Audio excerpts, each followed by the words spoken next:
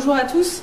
Je vais vous faire un petit extrait du laboratoire d'innovation territoriale porté par le projet VitiRêve, avec un focus sur dans les actions, les interactions citoyennes.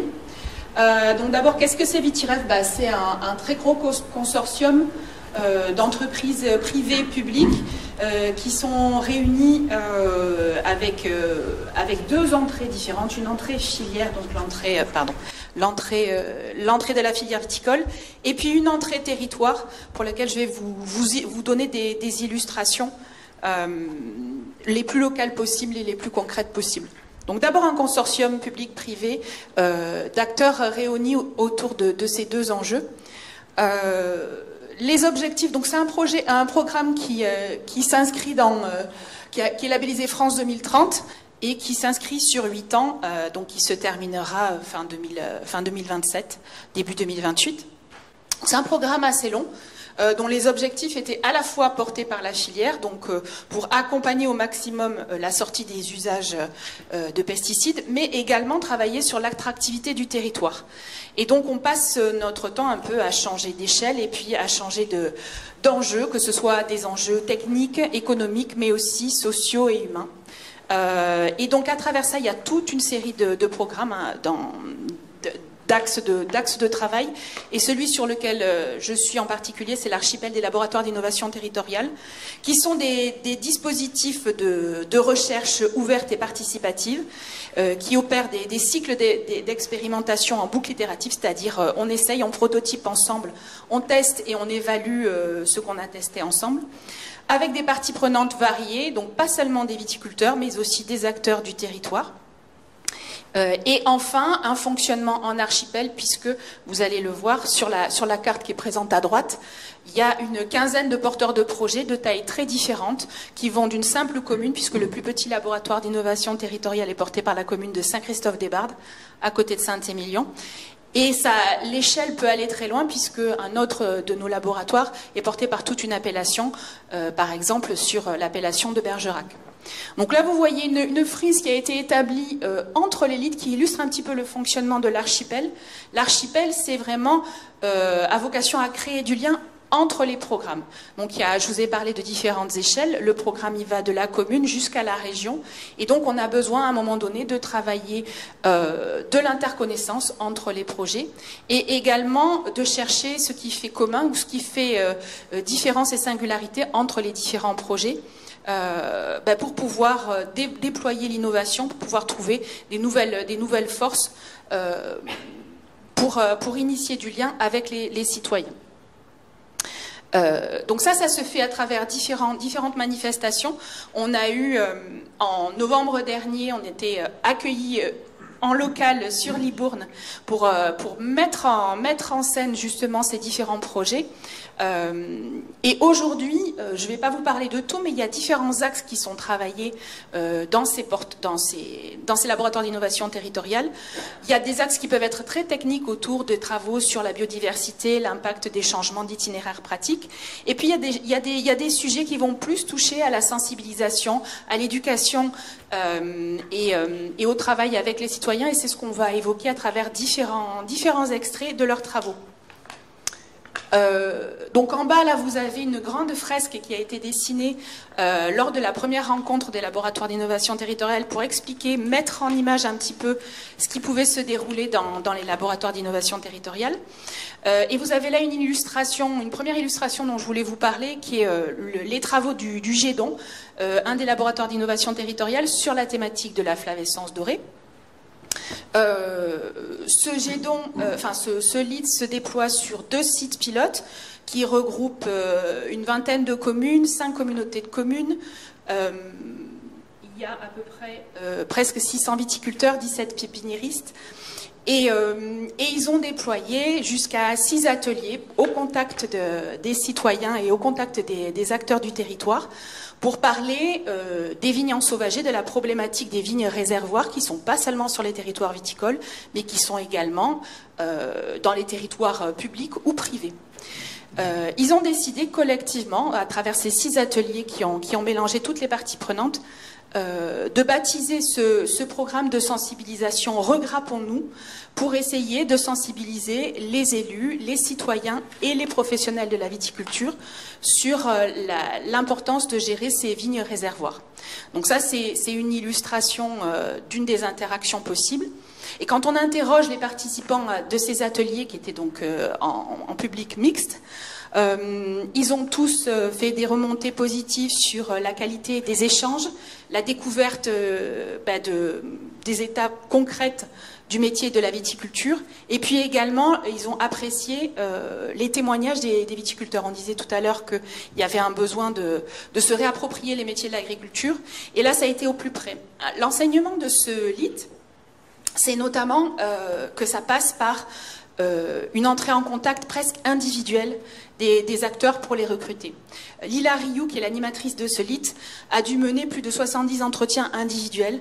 Elle est allée tracter, elle a pris sa voiture et elle est allée tracter dans les boulangeries, dans les mairies, dans les associations pour faire venir il y a plus de 200 personnes qui ont participé à tous ces ateliers. Et en fait, il a fallu aller chercher les gens un à un pour trouver des relais d'information, pour porter cette information-là au plus près des acteurs.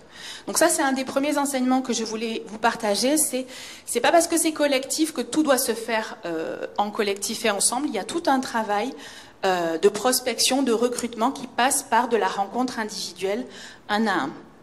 Ça, c'est l'enseignement du GEDON. Une autre illustration sur le bergeracois. Je vous parlais de toute l'appellation bergeracoise qui porte aussi un laboratoire d'innovation territoriale. Une autre manière d'interagir avec la société, c'est d'aller la chercher là où elle est. Et là où elle est, ça peut être notamment dans les balades, les promenades et les randonnées. Et sur l'appellation de Montbazillac, vous voyez une copie là d'une application qui a été fabriquée qui s'appelle Montbazillac en fruits, qui a concerné une bonne trentaine de viticulteurs sur cette appellation-là. Ça a consisté en fait à planter 600 arbres fruitiers aux abords des exploitations viticoles. Et ces arbres-là étaient recensés sur cette petite application et invitaient les promeneurs à une cueillette gratuite. Et ce faisant, en les invitant aussi à découvrir les exploitations qui les bordaient. Donc c'était une autre manière d'interagir avec la société, c'était d'aller à son contact là où elle est. On a le même type d'interaction dans le plus petit LIT dont je vous ai parlé, le LIT de Saint-Christophe-des-Bardes, puisque ce LIT-là s'est aussi appuyé sur une association de randonneurs pour programmer en collaboration avec les viticulteurs des parcours qui allaient venir longer les propriétés viticoles et, chemin faisant, provoquer des échanges, puisque ces randonnées, certains viticulteurs y ont participé, provoquer, chemin faisant, des échanges avec les viticulteurs. Un autre exemple, donc vous voyez défiler en bas dans les paysages, je ne vous parlerai pas de tout parce que l'objectif c'est plutôt de vous donner quelques illustrations. Un autre laboratoire d'innovation territoriale qui est porté par l'INRAE, donc une structure de recherche, au contraire des précédents dont je vous ai parlé qui étaient plutôt des syndicats de producteurs ou des collectivités territoriales.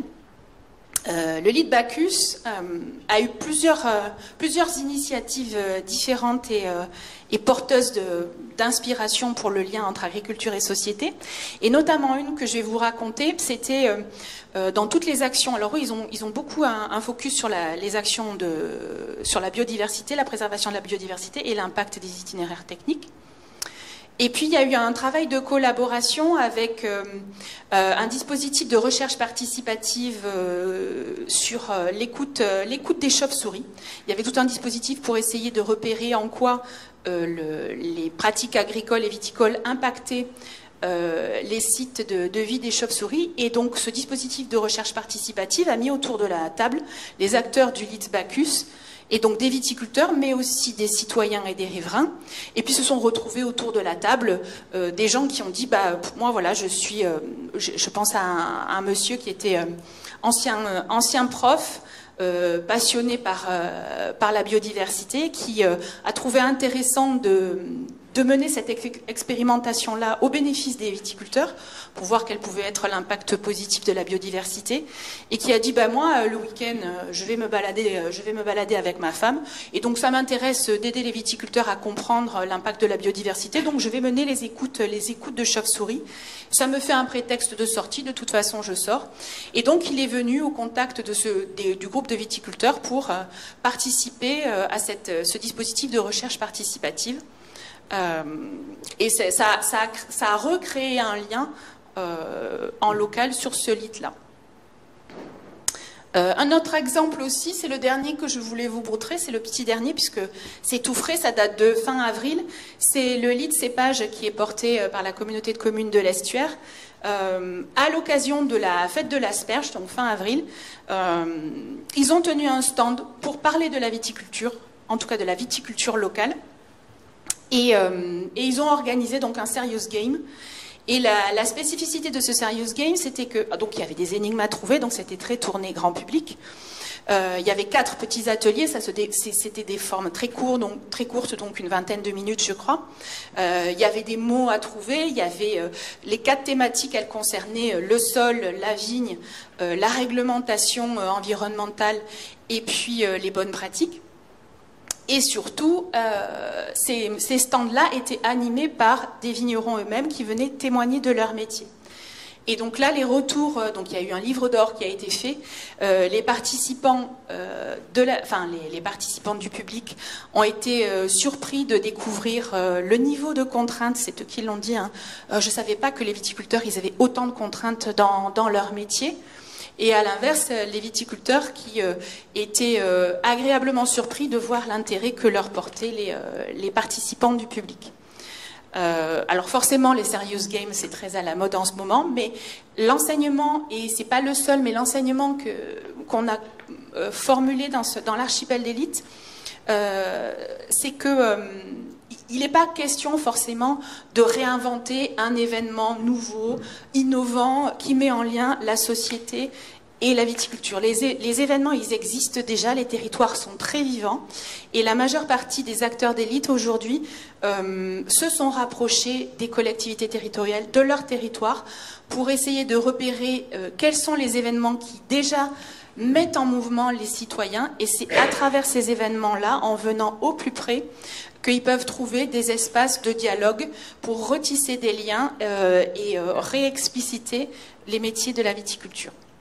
Donc ça, c'est un enseignement fort, et il y a d'autres laboratoires d'innovation territoriale qui ont emboîté ce pas-là, et plutôt que de vouloir réinventer la poudre, se greffer sur la vie des territoires.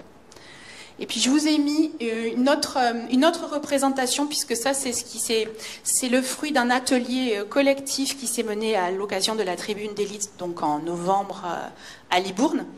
On a mis tout le monde autour de la table et on a dit bon, toutes les initiatives que vous avez menées sur ces enjeux d'éducation et de sensibilisation, si on devait en retirer ce qui a marché, ce qui n'a pas marché, qu'est-ce qu'on dirait tous ensemble ? Et donc là, il y a plusieurs choses qui sont sorties de cet atelier. C'était d'abord, il faut faire ensemble, il faut avoir un projet ensemble. Il ne s'agit pas juste de se mettre autour de la table pour débattre et apprendre à se connaître, mais faisons ensemble. C'est comme ça qu'on va apprendre et c'est comme ça qu'on va faire collectif.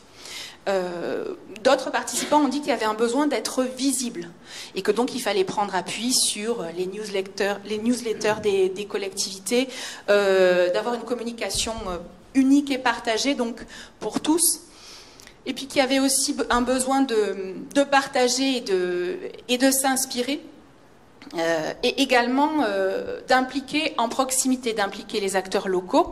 Alors en collectif pour ceux qui étaient volontaires et en individuel pour ceux qui étaient réfractaires. On reparle de ce que je vous ai dit au début. Le contact, c'est pas parce qu'on parle de collectif que l'enjeu individuel n'est pas présent, bien au contraire. Et c'est ressorti de cet atelier comme disant bon, c'est normal de pas tous être d'accord. Et les désaccords, on les travaille d'abord en individuel, en face à face, et ensuite ça permet j'ai fini. Ça permet de mieux aborder les points de convergence en commun. Et donc, qu'est-ce que ça a apporté? C'est les bénéfices en fait de tous ces travaux. Ça a permis dans certains territoires de pacifier, de limiter les conflits, et puis aussi d'adopter le changement, d'embarquer plus de monde, et d'améliorer l'image, et même de rêver ensemble en travaillant à une vision positive du territoire. Et voilà, en guise de conclusion, une petite citation d'Euripide. « Aucun de nous ne sait ce que nous savons tous ensemble, et c'est ce qu'on s'accroche à faire tous les jours dans le laboratoire d'innovation territoriale. » Je vous remercie.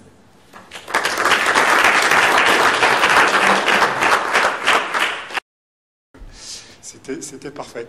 Est-ce que vous avez des questions Oui. J'avais une question par rapport à l'implication dans l'élite.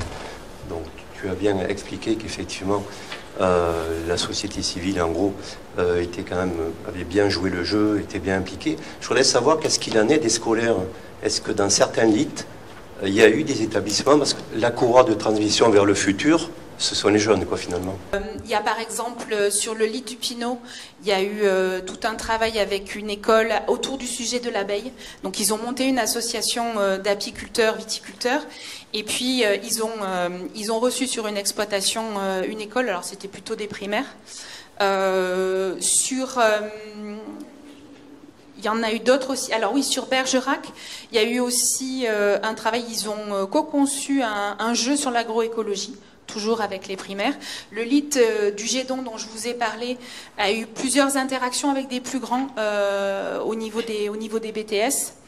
On a été aussi amené à l'échelle de l'archipel à présenter tous nos travaux lors de la fête de la science où le Vinopole a accueilli plusieurs classes, c'était des 4e ou des 3e je crois. Et donc on leur a expliqué les travaux. Et en effet, les jeunes sont la première cible à toucher. Il y a le lit aussi alors il y avait le lit de Bacchus, le lit de Margot et de Pinot, qui souhaitaient travailler sur un kit pédagogique. Donc pour l'instant, on s'est rapproché des travaux de la Gironde verte. Donc il y a déjà des kits pédagogiques à l'échelle de la Gironde.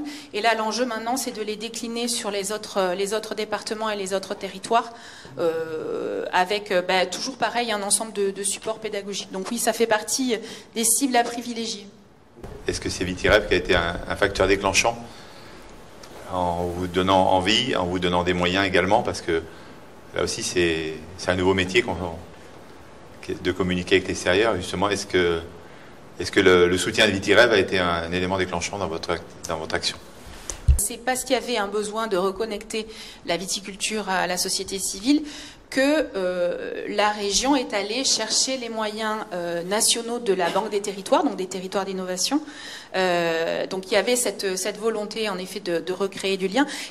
Tous les projets dont je vous ai parlé, ils n'ont pas été créés à ce moment-là, ils existaient déjà dans les territoires et on a choisi de les fédérer en archipel et d'adopter le fonctionnement d'un laboratoire vivant avec des principes de recherche ouverte que je vous ai un petit peu décrits.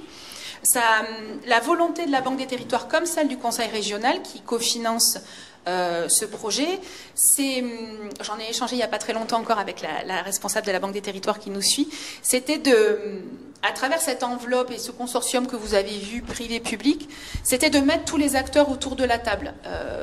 Donc ce fonctionnement-là, qui était souhaité par la Banque des territoires, a permis de casser un peu les silos dont on parle souvent, c'est-à-dire les projets structure par structure qui se parlent plus ou moins.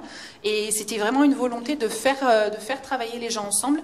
Et ça nous a mis tous autour de la table, autour d'une même filière et de mêmes objectifs de territoire. Merci beaucoup, Natacha. Je pense qu'on peut encore l'applaudir.